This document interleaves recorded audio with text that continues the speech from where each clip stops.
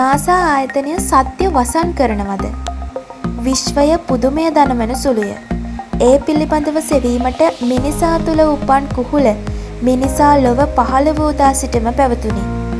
ඒ කුහුල තවමත් නොමැරී පවතී. මේ පිළිබඳව මහා තොරතුරු ගවේෂණයක යෙදෙන ප්‍රධානම ආයතනය ඇමරිකාවේ නාසා ආයතනයයි. නාසා ආයතනය සත්‍ය සඟවනවා. මේ කතිකාවතටද ඉතිහාසයක් තිබේ. ඒ විවේචනය ආරම්භ කරන්නේ අන් කවරෙක්වත් නොව නාසා ආයතනයේ සේවය කළ පිරිස්මය. වසර 46ක් නාසා ආයතනයේ සේවය කරමින් වසරේ හොඳම නව සොයා ගැනීම් කරමින් පේටන් 12ක් ලබාගත් කීර්තිමත් විද්‍යාඥයා මේ චෝදනා කරන අය අතර ඉදිරියෙන්ම සිටී. නාසා ආයතනයේ වැඩිම පේටන් හිමිකරුවා වූත් 1992 වසරේ නාසා ආයතනයේ විශිෂ්ටතම විද්‍යාඥයා බවට පත් වූත් මේ කීර්තිමත් විද්‍යාඥයා මහාචාර්ය රිචඩ් ඩී හුවර්ය. ඔහු පසුගියදා ඇරිසෝනාවල පැවති පිටසක්වල යානා පිළිබඳව සොයා බලන වාර්ෂික සමුළුවකදී මෙම අභියෝගය නාසා ආයතනයට එල්ල කළේය. ඒ පිළිබඳව ඕනෑම මොහොතකදී ඕනෑම ස්ථානයකදී කරුණු දැක්වීමට තමා සූදානම් බවද හේ රූපවාහිනී සාකච්ඡාවකට සහභාගී වෙමින් පැවසීය. 1976 වයිකින් යානය මගින් ලබාගත් ඡායාරූපයකින් අඟහරු ග්‍රහයාගේ උත්තර ද්‍රවයේ අයිස් තිබෙන බව ආචාර්ය හුවර් විසින් සොයා ගන්නා ලදී. එලෙසම ඔහු පෘථිවියේ ඇන්ටාර්ක්ටිකා මහද්වීපයට ගොස් මහත් දුෂ්කරතා ඔස්සේ අයිස් තට්ටු යට ජලය පරීක්ෂා කිරීමෙන් පසු සුවිශේෂී බැක්ටීරියාවක් සොයා ගන්නා ලදී. එම බැක්ටීරියා වටේම සෛල විත්තියකින් නැති බවත් එමගින් එම බැක්ටීරියාවට අයිස් ජලය බවට පත් කළ හැකි උෂ්ණත්වය පාලනය කළ හැකි බවත් මහාචාර්ය හුවර් විසින් අනාවරණය කර ගන්නා ලදී. අඟහරු ග්‍රහයාගේද මේ හා සමානව අයිස් තිබෙන බවත් ඒ තුළ ජීවීන් සිටින බවත් මහාචාර්ය හුවර් ඡායාරූප ඇසුරෙන් සොයාගත්තේය. නමුත් නාසා ආයතනය මේ බව පිළි නොගත්තේය.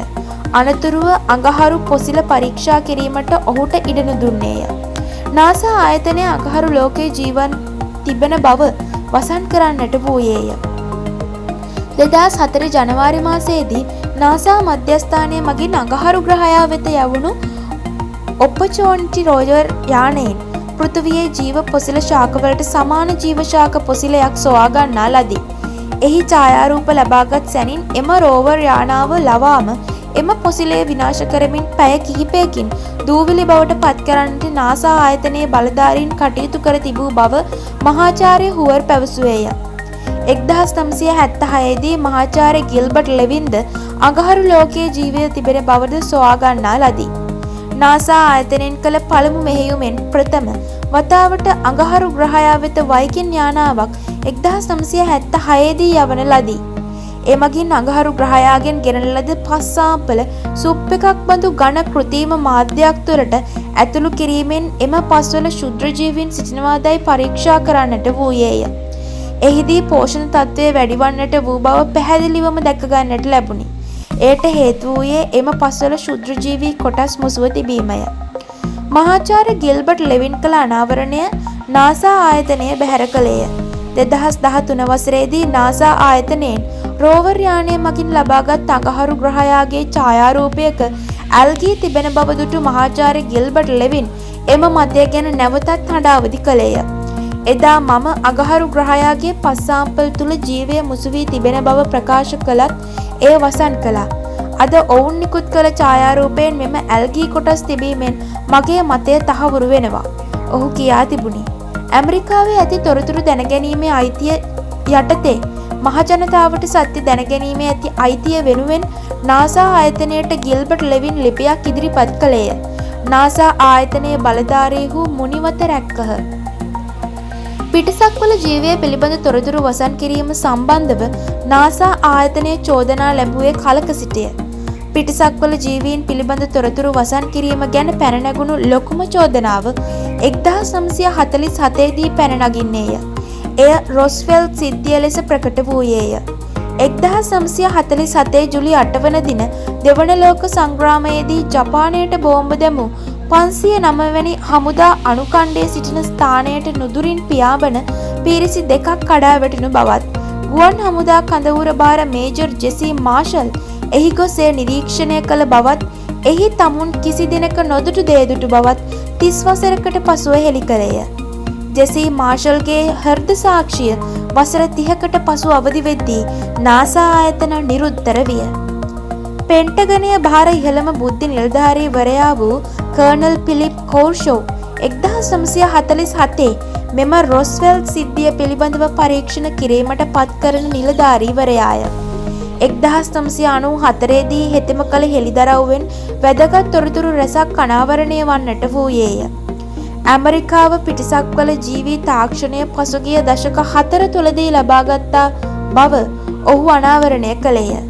ඒ පිළිබඳව හෙතෙම ග්‍රන්ථයක්ද පළ කරනු ලැබුවේය.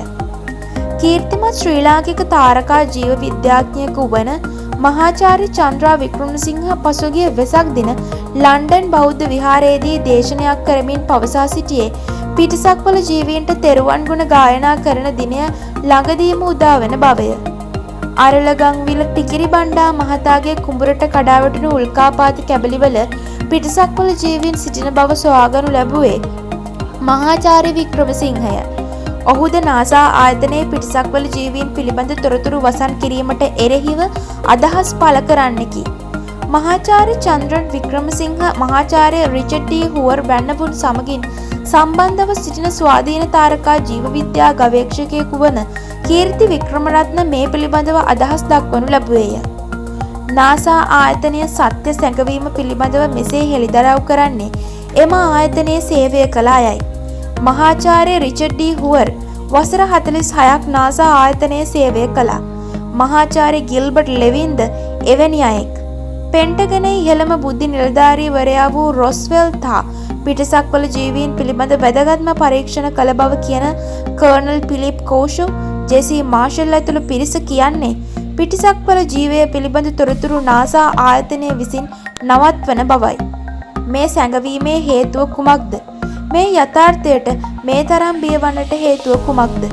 එයට පිළිතුර හෙටට ඉතිරිව ඇත.